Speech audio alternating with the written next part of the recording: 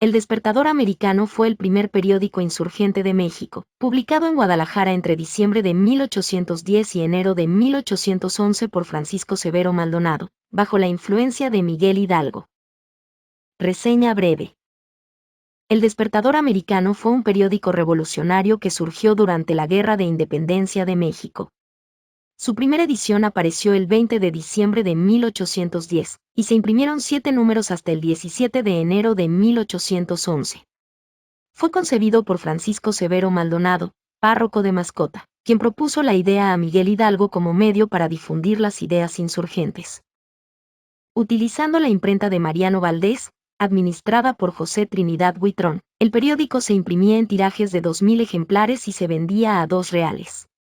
Maldonado, junto con Ángel de la Sierra, lo editó con un enfoque político y económico, buscando despertar la conciencia americana frente al dominio español.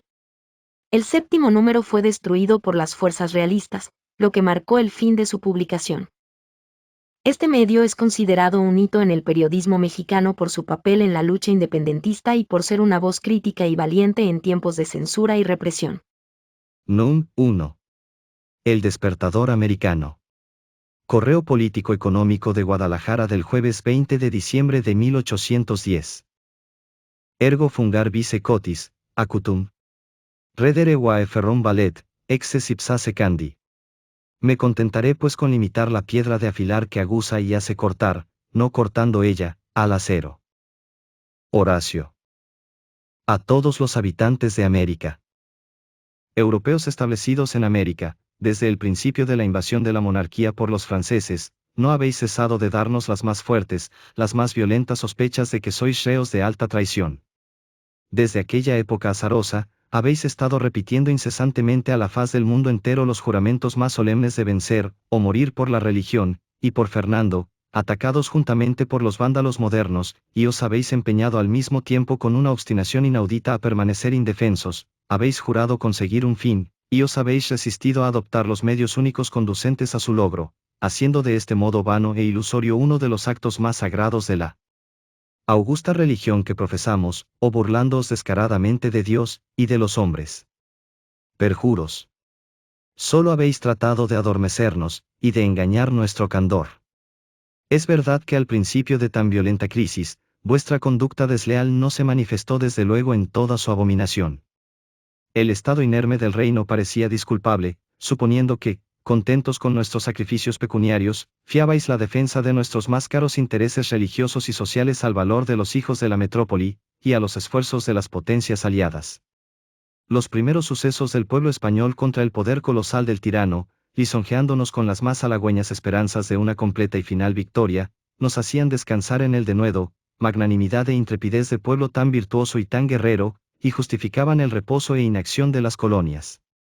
Pero luego que los sabios, los políticos de España, esto es, los traidores, socolor de templar la demasiada impetuosidad del pueblo, y de sujetarle a una táctica, que solo se aprende con el tiempo, no hicieron más que amortiguar su militar ardor, y prepararle para sus futuras derrotas, cuando enjambres numerosos de conscriptos inundaron la península, para atrapar la presa que se escapaba, y cubrir la vergüenza de los invencibles derrotados, cuando provincias enteras se sometieron por sí mismas al yugo, y comenzaron a prevaricar las primeras columnas de la nación, en fin, cuando el Austria hubo aceptado su vergonzosa paz, y ocupada por el intruso Sevilla, sin disparar un cañonazo, la misma Junta Central en masa zozobró en el diluvio de la común deslealtad. ¿No amenazó las posesiones coloniales el más evidente peligro de ser arrebatadas de tan impetuoso y deshecho torbellino? ¿No debimos los americanos, en desempeño de la fe jurada, tomar luego una actitud guerrera y ponernos en un respetable estado de defensa? Había otro arbitrio de precaver una invasión galo-hispana, que el de prepararse a rechazarla con las armas, según la trillada máxima, si vis pacem, para bellum. Las miras del tirano eran notorias, los papeles más sediciosos, las más incendiarias proclamas penetraban hasta las más remotas provincias del reino, sembrando para corrompernos los medios más poderosos de la seducción. En coyuntura tan inminente y tan crítica, ¿no correr a las armas, no era un manifiesto crimen contra la religión y el Estado? Y si vuestras relaciones con los dominados por el usurpador, si vuestra larga mansión en este país de delicias que disfrutáis vosotros solos, si vuestra molicie y afeminamiento, efecto de vuestro inmoderado lujo y excesiva riqueza, si vuestra feroz e insaciable codicia, si vuestro invencible apego a vuestros tesoros no os permitían abandonar la sombra de vuestras moradas, para arrostrar el sol ardiente y asoladoras plagas de nuestras costas marítimas, a fin de guarnecerlas contra toda irrupción. Enemiga, ¿por qué habéis querido privarnos a nosotros esta defensa, a nosotros, más aptos para ello como al fin endurecidos en la adversidad y los trabajos? ¿Por qué habéis querido hacernos cómplices de vuestros execrables perjurios? ¿Por ventura la religión cristiana no prescribe unas mismas obligaciones y deberes al europeo que al americano? Solo el gachupín estará obligado a derramar su sangre por su fe, y no lo estará el criollo igualmente, o los franceses solo serán enemigos de la religión en España, y protectores de sus dogmas en el imperio mexicano.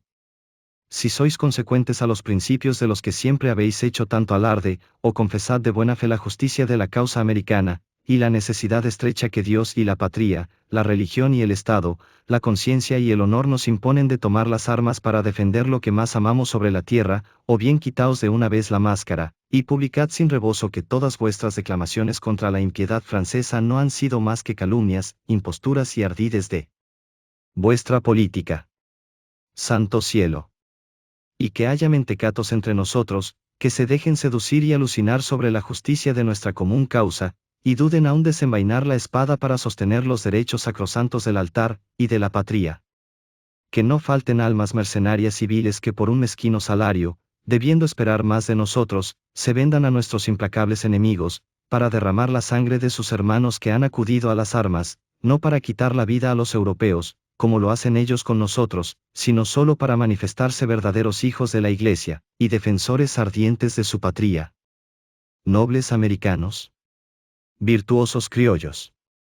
Celebrados de cuantos os conocen a fondo por la dulzura de vuestro carácter moral, y por vuestra religiosidad acendrada. Despertad al ruido de las cadenas que arrastráis a 3 siglos, abrid los ojos a vuestros verdaderos intereses, no os acobarden los sacrificios y privaciones que forzosamente acarrea toda revolución en su principio, volad al campo del honor, cubríos de gloria bajo la conducta del nuevo Washington que nos ha suscitado el cielo en su misericordia, de esa alma grande, llena de sabiduría y de bondad, que tiene encantados nuestros corazones con el admirable conjunto de sus virtudes populares y republicanas. Coronaos de nuevos laureles, acabando de destrozar al enemigo, o forzándole a adoptar nuestros designios saludables y patrióticos. Fortificad los puertos, guarneced los puntos todos de una y otra costa, por donde puedan invadirnos los galos. Avivad vuestro valor y vuestra fe a vista de los señalados triunfos, con que hasta aquí os ha premiado el gran Dios de los ejércitos. Volved los ojos al Pontífice Santo de Roma, al paciente y venerable Pío, arrojado por los opresores de España, que os clama desde lo profundo de su calabozo, para que conservéis en América un asilo a la religión de Jesucristo, fugitiva de Europa, y amenazada de un total exterminio por los Napoleons. Hermanos errantes. Compatriotas seducidos. No fomentéis una irrupción de los españoles afrancesados en vuestra patria, que la inundarían de todos los horrores del vandalismo y de la irreligión, los mismos europeos que entre nosotros habitan, por sus enlaces de todo género con los renegados, favorecen abiertamente esta irrupción, y aspiran a ella con descaro manteniendo el reino indefenso. Ciegos. Al resistir a vuestros hermanos y libertadores, resistís a vuestro propio bien, os remacháis vosotros mismos la cadena de la servidumbre, desgracia indefectible que os anuncia hasta el título mismo del traidor, y sanguinario conde que os conduce a nuestra común destrucción. Lo más sensible es que, después de todo, en la amargura y peso de vuestra opresión no tendréis el consuelo de la religión católica, que en la pérdida de vuestra libertad y demás bienes temporales os alentaría con la esperanza de los eternos. Porque desengañaos, pervertidos americanos, todos los países dominados por los monstruos que abortó la Córcega tarde o temprano han de ser tocados del contagio del ateísmo que profesan y han diseminado aquellos déspotas. Generosos ingleses. Nación incomparablemente justa y profundamente política.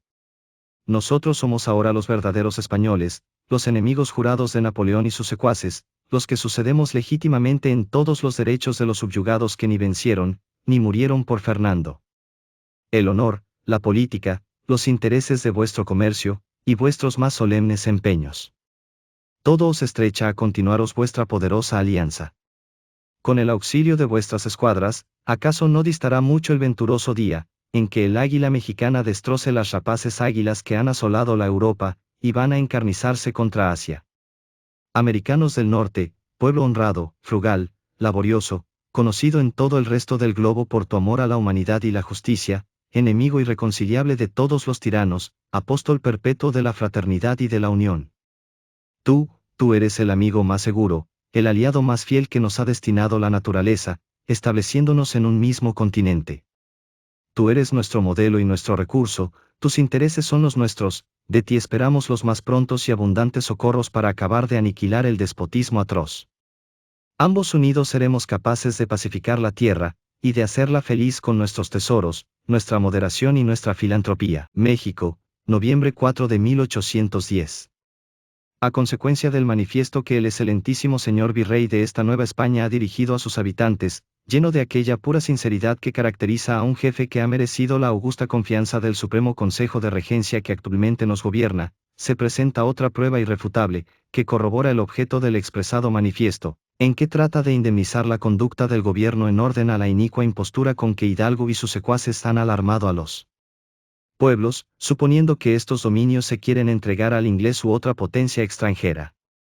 Vamos pues a publicar de orden del mismo señor excelentísimo un testimonio, que al mismo tiempo que convence de la sinceridad y pureza que dirige las operaciones del gobierno en orden a la estrecha unión de las Américas con su metrópoli, manifiesta igualmente la nobilísima generosidad y buena fe con que procede nuestra íntima aliada la Gran Bretaña, penetrada justamente de la justicia de la causa que sostienen los españoles y abismada del heroísmo, fortaleza y constancia con que la continúan, sin ceder a los horrorosos debates con que indica el tirano las últimas convulsiones de su orgullo.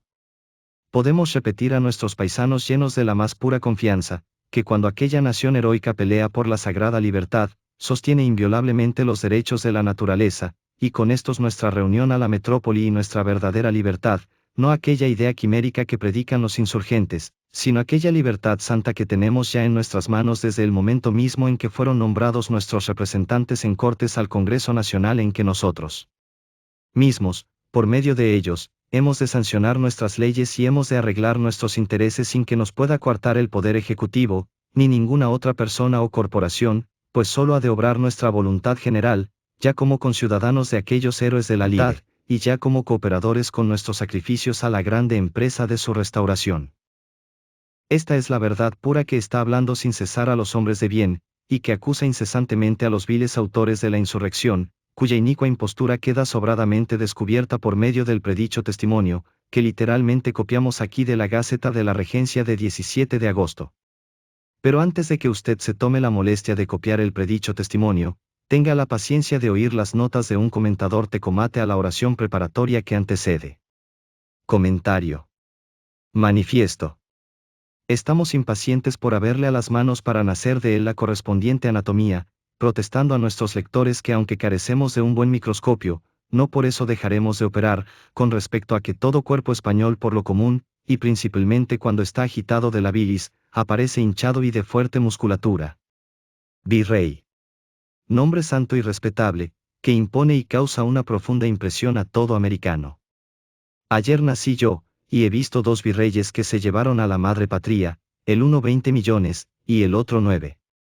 De otro me contaba mi abuela que, en tiempo del mejor ministro que ha tenido España, con arbitrios honestos y decorosos, como poner panaderías, carnicerías, confiterías, etc., rejuntó hasta 11 millones, y acusado de ello en su regreso a España por sus émulos, le dijo al ministro: se os acusa de haberos traído de Nueva España 11 millones, pobre de vos si no es cierto.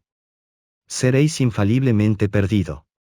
Como solo se habla de la Suprema Magistratura, no haremos aquí el elogio a los SSNNN, de los cuales el primero se aplicó 18,000 pesos que recibió para pago de las tropas que condujo a la zarra de la barca, y los otros barrieron con el dinero de los ramos que administraban. De la lealtad del señor Venegas nada diremos, por haberse purgado plenamente del reproche de josefismo contra las calumnias del duque del Infantado. Pura sinceridad. Respirándola ha estado toda la conducta del gobierno hispano-mexicano en estos tiempos turbulentos, llenas están de ella las exhortaciones pastorales cristiano-bélicas, llenos los manifiestos de los magistrados, llenas las gacetas y todos los papeles públicos. Americanos, para vosotros la verdad ha sido un artículo de contrabando. Inicua impostura. De acuerdo, a lo menos un particular, en una carta privada que después se ha publicado, exhorta a los americanos a que se unan y no tomen unos contra otros las armas y se expongan a una invasión de extranjeros. Nosotros hemos estado en el craso error de creer que el descontento general de los americanos, por la última conducta de su gobierno, es la causa de la revolución. Hidalgo. Nosotros no le tratamos con tanta llaneza, pero Su Alteza Serenísima, prendado de vuestra urbanidad y reconocido a los favores que le dispensáis, no tardará en ir a haceros un cumplimiento de gracias al frente de 80,000 tecomates, y una friolera de 100 cañones. Y cuidado, que los tales tecomates pueden llevar fuego adentro, y suceder lo que con los cántaros de Gedeón. Nuestra íntima y etc. En efecto, ya hemos visto los socorros que en estos 3 últimos meses os han ministrado nuestros íntimos aliados, pero fuera ironías. Gachupines de México, aún es tiempo de conjurar la tempestad que os amenaza, y de salvaros de una total e indefectible ruina. Reconoced la justicia y tamaño de nuestros agravios, tratad de reconciliaros luego con unos enemigos generosos y humanos que os aguardan con los brazos abiertos. Si el rencor que nos tenéis no os permite dar este paso saludable, único y último recurso de vuestra salud, muévaos a ello el absoluto abandono en que os halláis en la agonía de vuestra desesperación. Esos pocos criollos que traéis, o comprados, o forzados, desertarán bien pronto o serán víctimas de nuestra venganza. Por no derramar su sangre y la vuestra, estamos aún detenidos, dando lugar a que calmen los furores de las insensatas pasiones.